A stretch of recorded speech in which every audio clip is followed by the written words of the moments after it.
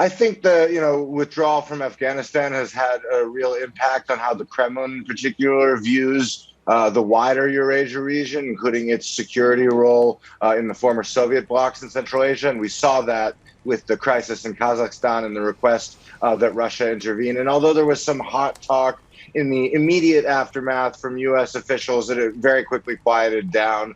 And the Russians will be putting that forward in their discussions with the United States as an example of that they have a regional security role to play that isn't necessarily always destabilizing.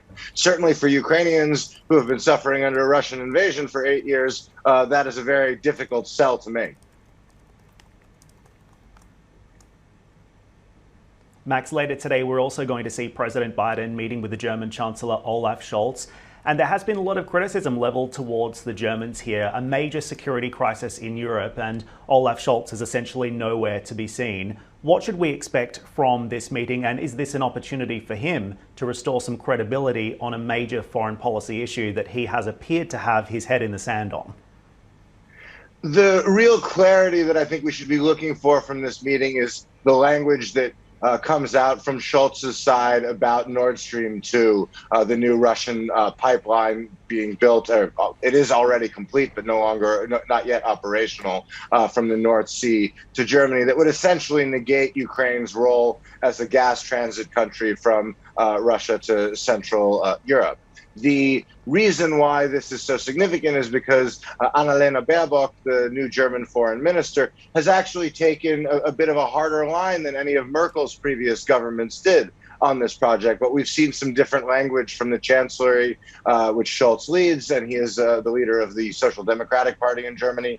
So it really remains to be seen if he can come on the same page there. There is a significant faction in the SPD that is, let's say, a little softer towards Russia, whereas Baerbock's Greens in government now for the first time in quite some years, and really the rising party on the sort of soft left in Germany and challenging the SPD's role there, they've been willing to take a much harder line. So ultimately, one of the things we saw out of the Merkel chancellorship was, however, that the Chancellor led on foreign relations rather than the foreign ministry. It's still only a few months, 3 or 4 months into this new German government, so those questions remain a little bit unclear. But while Baerbock has taken a harder line, Scholz so far has not. If he does, as a result of this new meeting, that will have a strategic impact. I do not expect it will result in any kind of more German actual defense aid.